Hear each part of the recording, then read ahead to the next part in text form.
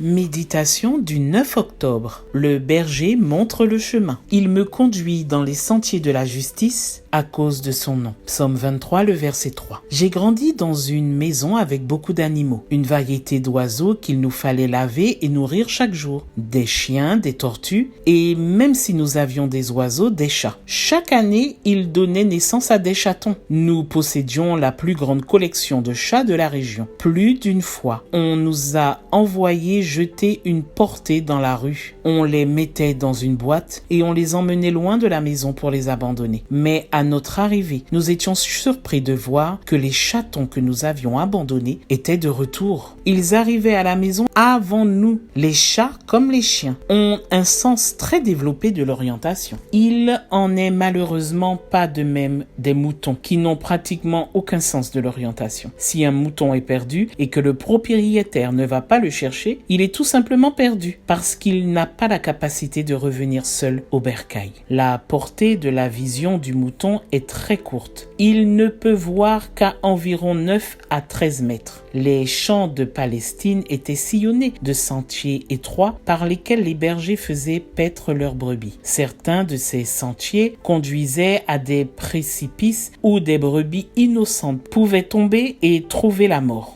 D'autres menaient à des impasses. Mais il y en avait aussi qui conduisaient à des pâturages verts et à des eaux calmes. C'est pourquoi les brebis doivent suivre le berger. Il sait où conduire le troupeau. Quand Gloria rencontra Jésus dans l'église adventiste, elle parla avec sa famille pour lui communiquer la décision qu'elle avait prise de donner sa vie au Seigneur et de se faire baptiser pour être membre de l'église. Ses sœurs et tous ses proches lui ont clairement dit qu'ils n'étaient pas d'accord qu'elle mette ainsi de côté la tradition familiale, que c'était une honte pour toute la famille. Ils lui ont fait choisir entre l'église et eux. Il n'a pas été facile pour Gloria de quitter sa famille, mais elle s'est résolue à se remettre entre les mains du Seigneur Jésus et à lui faire confiance. Après le baptême, la famille du pasteur l'a accueillie dans sa maison et elle a vécu avec eux. Avec le soutien de l'église, elle a étudié et est finalement devenue une commerçante à son propre compte. Dieu te dit aujourd'hui, quelle que soit la difficulté du chemin, laisse-moi être ton guide. Je sais ce qui est le mieux. Que Dieu te bénisse, excellente journée et à demain si Dieu veut.